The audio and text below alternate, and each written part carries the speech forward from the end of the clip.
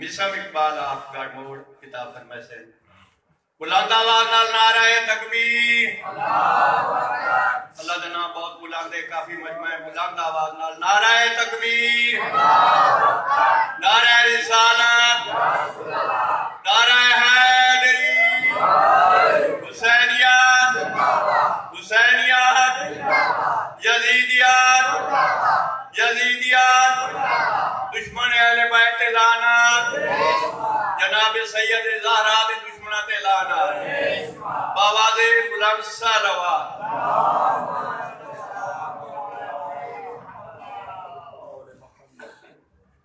नाराए तकबीर नाराए रिसालत नाराए हैदरी मजलिस की कबूलियत वास्ते बुलंद तर सलवात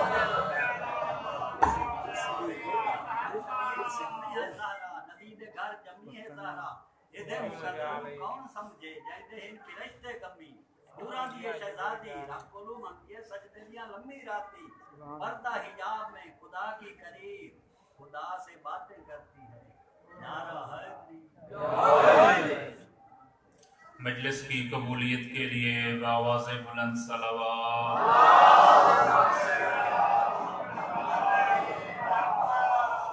अपनी अपनी हाजात की बराबरी के लिए मिलकर आवाज़ बुलंद सलावत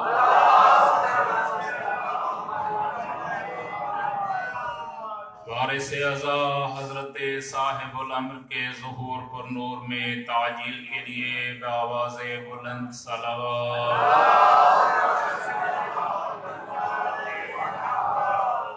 मरहूम मोमिनीन की रूहों को शाद करने के लिए आवाज़ बुलंद सलावत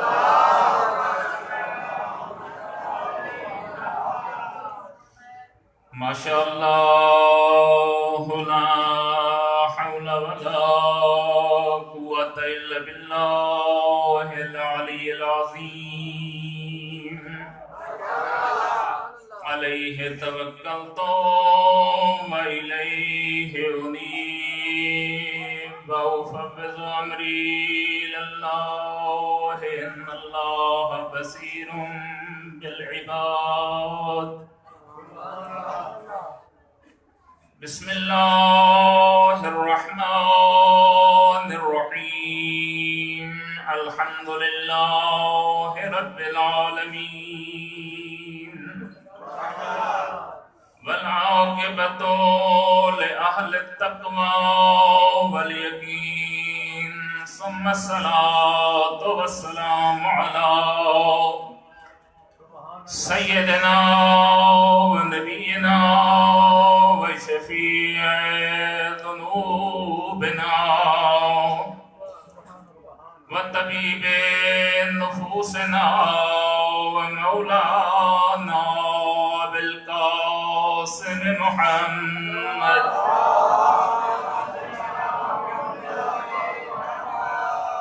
व अला आलिहि अत-तय्यबीन الأطهرين المعصومين الغر الميامين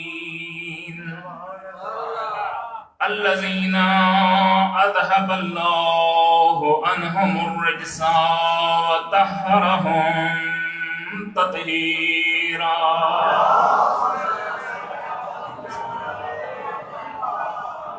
ورحمة الله على محبيهم وشيعتهم أجمعين واللعنة الدائمة على مبغضيهم وظالميهم إلى أبد الآبدين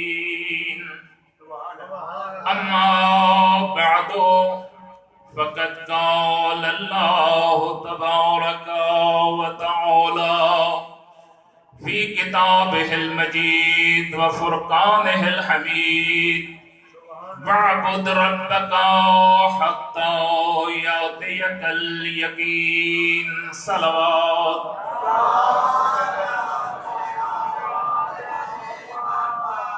آپ کے سامنے رب العزت کی مختصر کلام کا تلاوت کرنے کے شرف حاصل کیا، جس परवरदिगार आलम यकीन को महवर करार दे रहा है। इंसानी जिंदगी इबादत से पुर होनी चाहिए, लेकिन ये इबादत का मरकज और महवर यकीन कामिल होना चाहिए। दो तीन इल्मी इस्तिलाहात आपकी खिदमत में पेश करूंगा। अगरचे के देहाती मजमा है, लेकिन शिया होता ही वो है जो पढ़ा लिखा हो।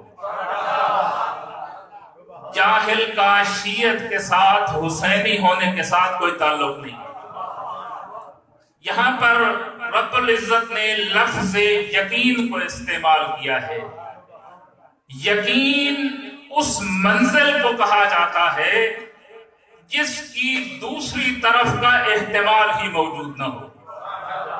मसलन अगर आपसे आज अभी कोई पूछे दिन है या रात, तो किसी के जहन में ये बात नहीं आएगी कि अब दिन है, सब क्या बताएंगे कि अब रात है। तो इस बात को यकीन कहा जाता है। कुरान मजीद में इल्म, ईमान और यकीन, ये तीनों एक माना में इस्तेमाल हुए। दूसरे मकाम पर रब्बुल इज्जत का इरशाद है कि वो ऐसे अफराद हैं कि जो आखिरत पर ईमान रखते हैं। और आगे चलकर खुदा क्या फरमाता है, उलाइका अला हुदम मिर रब्बिहिम व उलाइका हुमुल मुफ्लिहून, कि वही जो यकीन रखते हैं, वही जो ईमान रखते हैं, वही जो इल्म रखते हैं, आखिरत को मानते हैं, वही हिदायत पर है और वही फलाह पाने वाले।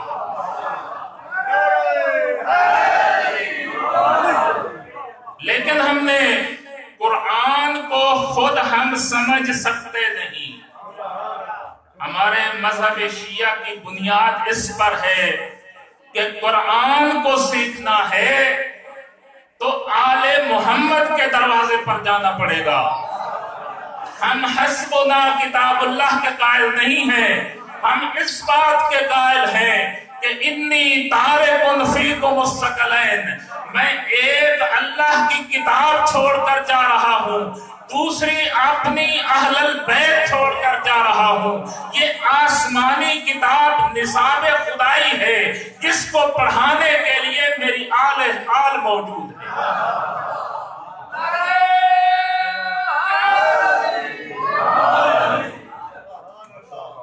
हम मौला अली के दरवाजे पे गए, मौला हमें ये बताएं, ये लफ्ज हिदायत कुरान में आया है, ये क्या चीज है। मौला फरमाते हैं घबराने की जरूरत नहीं, नहनो इहदिनस सिरातल मुस्तकीम, हम ही वो हिदायत का चिराग हैं और हम ही वो सिरात मुस्तकीम है कि जिसको खुदा ने कुरान में हिदायत का नाम दिया। बिल्कुल पढ़े मोहम्मद वाले।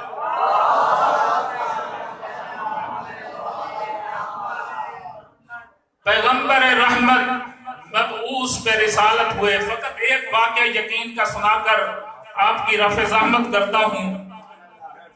पैगंबर अकरम मबऊस पे रिसालत हुए, लेकिन वो अफजल कायनात, वो ऐसी शख्सियत, वो ऐसी जात कि अल्लाह की जात से कम और पूरी मखलूक से अफजल ऐसी कोई जात कायनात में मौजूद नहीं। लेकिन ऐसे लोगों में मबऊस हुए कि जब मौला अली ने कहा सलूनी सलूनी कबला तफकिदूनी, तो ये पूछते रहे कि मेरी दाढ़ी के बाल कितने हैं, मेरे सर के बाल कितने हैं। मेरे मौला मुस्कुराए, फरमाया कि अगर मैं बता दूं तो तुझे क्या फायदा होगा। तो ऐसे मुआशरे में रिसालत माब मबऊस हुए कि जाओ और इस उम्मत को तालीम किताब दो। कुछ तो अहले मारिफत थे, ایسے ایسے صحابہ بھی موجود تھے، اور میں کہتا رہتا ہوں ہم سب صحابہ کو ہدایت کا چراغ نہیں مانتے، ہم ان کو ہدایت کا چراغ مانتے ہیں کہ جو دریال محمد پہ آ کے اپنے آپ کو نوکر کہتے ہوئے،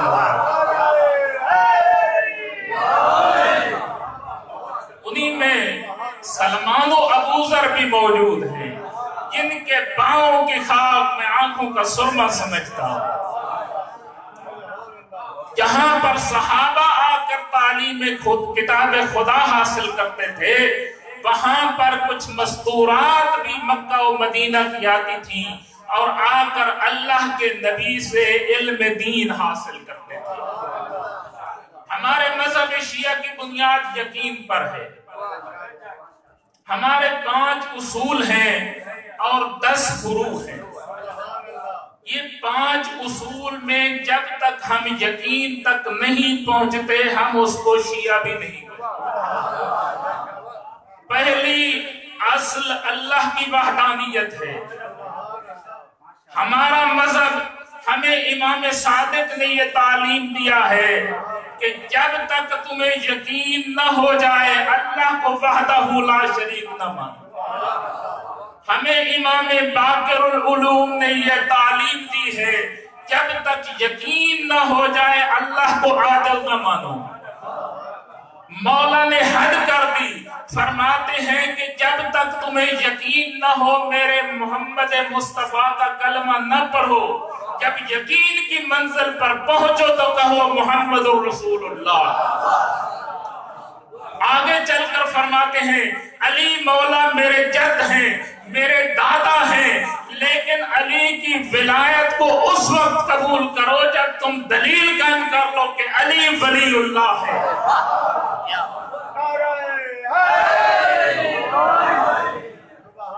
اور اسی طرح قیامت پر بھی یقین کامل ہو تب قیامت کو مانو، پھر مومنین بن جاؤ۔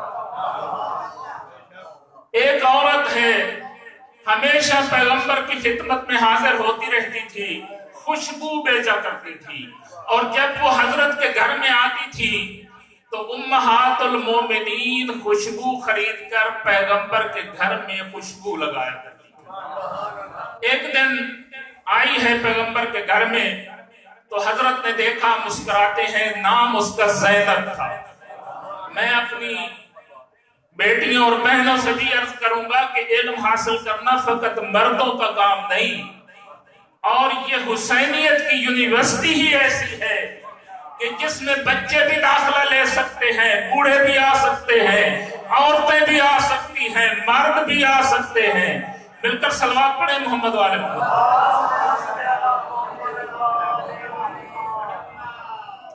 خوشبو بیچنے والی کا نام کیا تھا؟ عطارہ، زینب عطارہ۔ پیغمبر مسکرا کے فرماتے ہیں اے زینب تو جب بھی ہمارے گھر میں آتی ہے ہمارا گھر خوشبو سے معطر ہو جاتا ہے، اللہ تیری روح کو معطر کرے۔ عرض کرتی ہے یا رسول اللہ میں آج آپ کی ازواج کے لیے خوشبو لے کر نہیں آئی، میں آج آئی ہوں کہ کچھ معارف اسلام حاصل کر سکوں۔ مجھے توحید کا بتاؤ، مجھے نبوت کا بتاؤ، مجھے رسالت کا بتاؤ، مجھے امامت کا بتاؤ، مجھے قیامت کے متعلق تعلیم دو، میں آج علم حاصل کرنے آئی۔ اب وہ زمانہ کہاں اور آج کی علمی ترقی کہاں، لیکن پیغمبر فرماتے ہیں نحن معاشر الانبیاء نکلم الناس علی قدر عقولہم، ہم انبیاء کا گروہ جیسے لوگ ہمارے سامنے آتے ہیں ویسی ہی تعلیم دیتے ہیں۔ فرماتے ہیں اے زینب یہ پہلی زمین جو تو نے دیکھی ہے کہ جس کے اوپر اتنے پہاڑ موجود ہیں، اتنے پانی کے دریا موجود ہیں، یہ سب کچھ اپنی وسعت کے باوجود جب اس کو دوسری زمین کے مقابلے میں رکھا جاتا ہے تو ایسے ہے جیسے کوئی انگشتری دوسری زمین کے اندر رکھ دی گئی۔ کہا یا رسول اللہ ٹھیک ہے، فرمایا اسی طرح سے پہلی دوسری زمین دونوں مل کر تیسری زمین کے مقابلے میں ایسے ہیں کل حلقت فی الفلوات، جیسے کسی انگشتر کو جنگل اور صحرا میں رکھ دیا گیا ہو، جو حیثیت اس انگشتری کی ہوتی ہے پہلی اور دوسری زمین کی ایسی ہی قبول کیا۔ تیسری، چوتھی، پانچویں، چھٹی، ساتویں مختصر کروں، پیغمبر فرماتے ہیں ساتوں زمینوں کو اگر رکھ دیا جائے اس سمندر کے مقابلے میں کہ جس کے اوپر یہ زمینیں قائم و دائم ہیں، تو ان کی حیثیت ایسے ہے جیسے کل حلقت فی الفلوات، جیسے کسی ایک انگشتری کو صحرا میں ڈال دیا۔ اور پھر فرماتے ہیں سمندر اپنی پوری وسعتوں کے ساتھ اس شجرہ اور اس پتھر کے مقابلے میں ایسے ہے جیسے کل حلقت فی الفلوات، جس کے اوپر یہ سمندر قائم ہے۔ توجہ ہے، میں خدا کی قدرت آپ کے سامنے پیش کرتا۔ پھر ارشاد ہوا اے زینب طارہ، وہ پتھر، وہ سمندر، یہ ساتوں زمینیں اس فضا کے مقابلے میں ایسے ہیں کل حلقت فی الفلوات، جیسے کسی انگشتری کو صحرا میں ڈال دیا گیا۔ اسی طرح حضرت بیان فرماتے فرماتے کہتے ہیں پھر آتا ہے اس مقام کا مرتبہ کہ جس کو تحت الثری کہا جاتا ہے۔ ان تمام چیزوں کو اگر مقایسہ کیا جائے تحت الثری کے ساتھ تو ایسے ہے کل حلقت فی الفلوات، جیسے کسی انگشتری کو صحرا میں ڈال دیا۔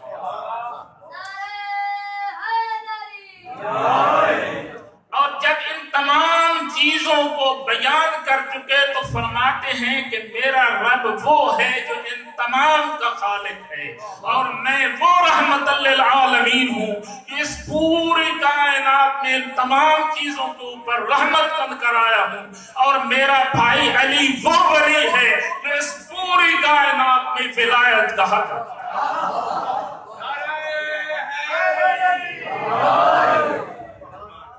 یہ ہے وہ مقام یقین کہ جس کو انبیاء بھی حاصل کرتے رہے، ابتدائے خلقت سے لے کر آخر نبی تک ہر ایک نبی مقام یقین تک پہنچا، لیکن جو مقام حضرت ابراہیم کو حاصل ہوا جس کی وجہ سے حضرت ابراہیم خلیل اللہ قرار پائے،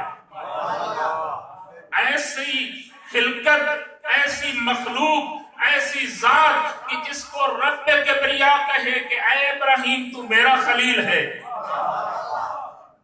وہ کیسے اس مقام پر پہنچا۔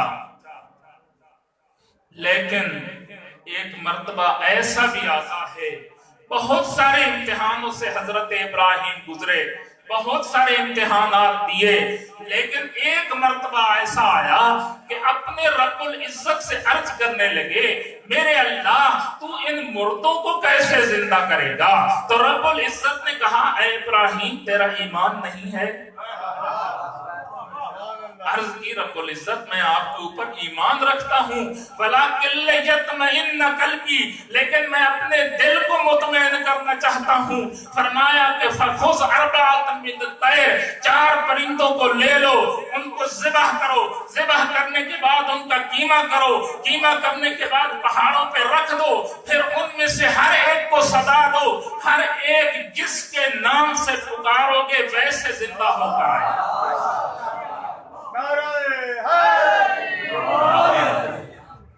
لیکن قربان جاؤں، ایک وہ ہے انبیاء، امام الانبیاء، بلکہ ابو الانبیاء، ختمی مرتبت کی جد میں حضرت ابراہیم کا نام آتا ہے، کہتا ہے وَلَكِنْ لِيَطْمَئِنَّ قَلْبِي، لیکن دوسری وہ ذات علی ہے، بالکل مطمئن ہو کر رات کو بستر پیغمبر پر ایسے سو جاتے ہیں جیسے رسول سویا کرتے تھے۔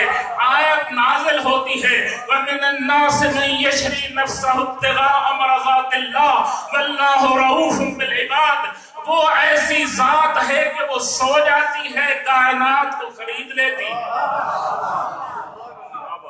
یہ ہے وہ اطمینان، یہ ہے وہ یقین، یہ وہ یقین کی منزل ہے۔ ایمان سے پر ہو کر جب عمر ابن عبد ود کے مقابلے میں جاتے ہیں تو پیغمبر یہ سند دیتے ہوئے نظر آتے ہیں، فرماتے ہیں برز الایمان کلہ الی الکفر کلہ، اے علی اب تو فقط علی نہیں، پورے کا پورا ایمان پورے کے پورے کفر کے مقابلے میں جا رہا۔ اور پھر جب اس عالم کفر کو قتل کرنے کے بعد مولا اپنے رب کی یقین کی منزل پر پہنچ کر اس کا سر اپنے ہاتھ میں لے کر ٹہلتے ہوئے رسالت معاب کی طرف بڑھتے ہیں تو ایک اور سند دے دی، کیا کہا کہ سرقت علی یوم الخندق افضل من عبادات الثقلین، علی تیرا یقین پہ فائز ہو کر ایک ضربت لگانا کائنات کی عبادات سے یہ ہے وہ مقام یقین، وَاعْبُدْ رَبَّكَ حَتَّى يَأْتِيَكَ الْيَقِينُ، اتنی عبادت کر کے تیری عبادت یقین کے مرتبے پر فائز ہو۔ یہی وہ یقین تھا کہ جس نے کربلا بسائی، یہی وہ یقین تھا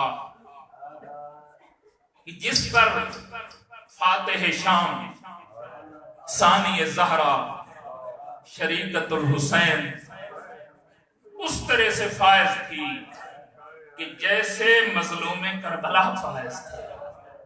مظلوم کربلا امام تھے، معصوم تھے، ثانی زہرا نہ امام تھی نہ اس طرح سے معصوم تھی، لیکن مقام یقین ایک جیسا تھا۔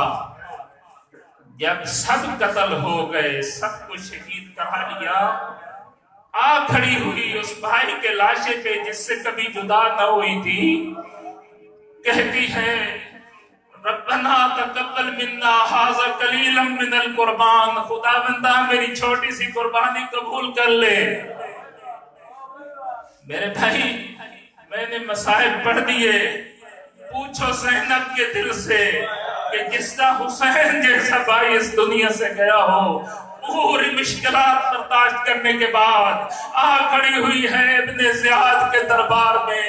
وہ ایسا ملعون ہے کہ جس کو مشکل ہے تو فقط آل محمد کے ساتھ ہے، جس کو نفرت ہے تو آل محمد کے ساتھ ہے۔ آ کر کھڑی ہوئی ہے، گزر گیا کوفہ، پہنچ گئی شام کے بازار میں، لیکن بازار عبور کرنے آسان تھے، دربار میں پہنچنا مشکل تھا۔ تخت پہ بیٹھا تھا یزید جو یہ شعر پڑھ رہا تھا، لعبت بنو ہاشم، بنی ہاشم نے یہ کھیل کھیلا تھا، ما جاء بہ وحی ولا کتاب نزل، نہ کوئی کتاب نازل ہوئی نہ کوئی وحی آئی تھی، یہ بنو ہاشم کا ڈھونگ تھا۔ سامنے سے یقین کی منزل پہ فائز ہے بنت زہرا، فرماتی ہے کد کیدک، اے ملعون تو جتنے حربے کرنا چاہتا ہے کر لے، تیرا یہ کہنا نہ تو ہمارے ذکر کو ختم کر سکتا ہے، نہ ہماری اذانوں کو ختم کر سکتا ہے، نہ ہماری سزاؤں کو ختم کر سکتا ہے۔ ہو گیا بازار، آ گیا دربار، دربار میں جب قیدیوں کو پیش کیا گیا تو یزید کی بیوی ہند نے کہا مجھے ان قیدیوں کی زیارت کرائی جائے، میں ان قیدیوں کو دیکھنا چاہتی ہوں۔ یہ وہی ہندہ ہے جو کبھی زینب کی نوکرانی بن کر رہی تھی۔ یزید کہتا ہے ہند تیرا یہ مقام نہیں، بازار کا دربار کا جو رنگ ہے وہ ایسا بنا ہوا ہے کہ اس میں تو نہیں آ سکتی، اگر تیری خواہش ہے تو میں کناتوں کا انتظام کراتا ہوں، پردوں کا انتظام کراتا ہے۔ آ کر کرسی پہ بیٹھتی ہے ہند، سامنے کھڑی ہے بنات رسول اللہ، اور آ کر کہتی ہے اے بنات رسول، اے قیدیوں تم کہاں سے آئی ہو؟ کہا ہم مدینہ کے رہنے والی ہیں. ایک مرتبہ ہند کرسی سے اٹھ کھڑی ہوئی, کہا آپ مدینہ میں جو رہتی ہیں اتعرفین محلۃ بنو ہاشم, اور محلہ بنو ہاشم کو جانتی ہو؟ کہا جیسے ہم جانتی ہے کوئی نہیں جانتا. کہا اتعرفین فاطمہ الزہرا, کیا فاطمہ الزہرا کو جانتی ہو؟ کہا جیسے ہم جانتی ہے کوئی نہیں جانتا. کہا اتعرفین حسین بن علی, کیا حسین کو جانتی ہو؟ کہا ہم جانتی ہیں. جب اگلا لفظ کہا تو زینب کی ہائے ہائے نکل گئی. کہا اتعرفین زینب بنت فاطمہ, کیا زینب بنت فاطمہ کو جانتی ہو؟ کہا انا زینب بن فاطمہ, اور میں بنت علی و رسول ہوں, اور میں جگر دوشے بطول ہوں. ہاں میرے دوستو, ہند نے اپنا پردہ اتار دیا, یزید پہ لعنت کی. کہا آج سے میں تیرے اوپر حرام ہو گئی ہوں, میں تیرے ساتھ کھانا نہیں کھاؤں گی. چل پڑا یہ قافلہ, گزر گیا کربلا سے. آج پہنچے مدینہ کے باہر تو دیکھا کہ مدینے کی دیواریں نظر آ رہی ہیں. حضرت ام کلثوم نے ایک مرثیہ پڑھا, کہا مدینہ جدنا لا تقبلینا, اے مدینہ رسول ہمیں قبول نہ کرنا. اور جب ہم گئے تھے ہمارے ساتھ حسین موجود, علی اکبر موجود تھے, عباس و قاسم موجود تھے. ہم جو واپس آئے ہیں تو فقط سجاد آئے ہیں. چلی گئی سیدھی آئی تو روضہ رسول کی طرف. میں اپنے سنی بھائیوں سے یہی اپیل کروں گا, جلوس آئے عذاب اعتراض کرنے والوں, زینب دختر علی بھی ہے, بنت رسول بھی ہے, صحابی رسول بھی ہے. جلوس عزا لے کر چلی رسول اللہ کے روضے پر, لیکن کیسے چلی؟ ہاتھ میں عصا تو نہ تھا, اپنے بیمار بیٹے کی پشت پہ سہارا لیا, اور جو تھکا ہوا تھا علی سجاد. اب چلی چلی آئی وہاں پر جہاں پر روضہ رسول شروع ہوتا تھا. کہا بیٹا اب آپ ہٹ جائیں, میں جانوں میرا نانا رسول جانے. آ کر روضہ رسول پہ ماتھا ٹیکا, ایک بہن بلند کیا, کہا یا جدہ یا محمد, اے نانا رسول, میں تجھے حسین کا پرسہ دینے آئی ہوں, میں تجھے علی اکبر کا پرسہ دینے آئی ہوں. بعید نہیں رسول کا روضہ لرز گیا ہو, رسول کی روح سے یہ آواز آئی ہو, زینب تو مجھے پرسہ دے, میں تجھے پرسہ دیتا ہوں, تو مجھے پرچا, میں تجھے پرچاتا ہوں. الا لعنت اللہ علی القوم الظالمین وسیعلم الذین صدقوا.